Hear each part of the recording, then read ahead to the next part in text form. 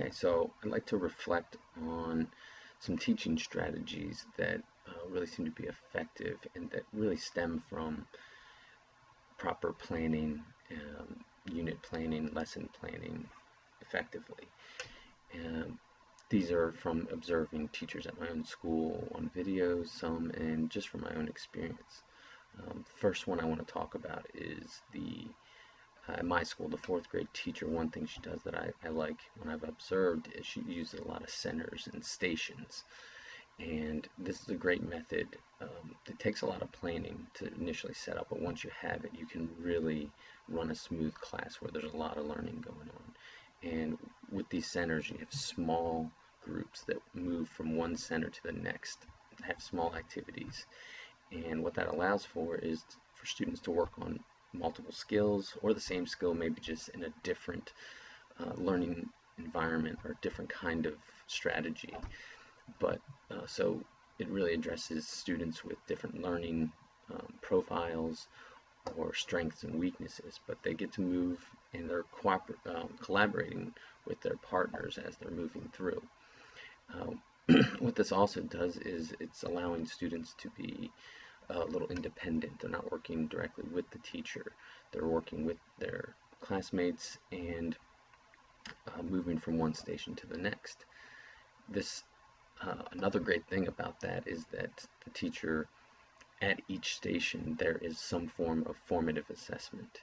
So as they finish that class, she has multiple formative assessment that she can draw upon to see where her students are on that particular lesson or unit.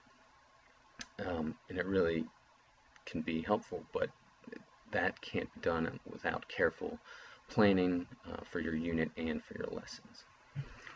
Another one is one of the middle school math teachers at my school, really effective with planning, and he uses the I, we, you method quite often when I've seen him, and he actually co-teaches with me every once in a while. And he'll start almost every lesson with a little modeling. He'll introduce the topic, he'll model how to do the skill that he's teaching in that particular lesson. Then they'll move into more of a group discussion with the whole class, and the class gets involved, whether he's using popsicle sticks or cold calling on people. But at this point, once the group, the we do, has been done, hopefully most people in the class have that knowledge that when they next go into the you do and they do the independent work, the teacher can go around, observe, and focus on those students who need a little extra help. And then finally, at the end of his lessons, normally have an exit card of some form, a short formative assessment, again, that will have 3 or 4 questions on the lesson where he can draw from and see where his students are, what their progress is.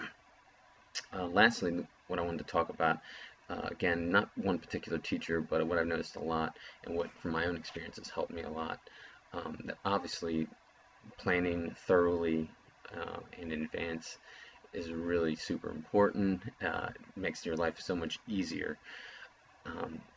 One strategy while planning is to always keep in mind the time frame for not only your lesson but for each activity within the lesson, because if you're not setting time kind of goals, then it's easy to get sidetracked or maybe get off task a little. And so sometimes setting a timer, an actual visual timer that the students can see, will help you stay on track and not get sidetracked. Make sure you get everything done that you had set out to get done. At the same time, it motivates students to be a little competitive, and sometimes you'll find that they'll get their work done much more effectively and quicker if they have that time limit and they see that red part of the clock coming down. They start to really get stuck in and get their work done. And on a final note, one strategy I think that I've talked about in other lessons was really planning for the early finishers.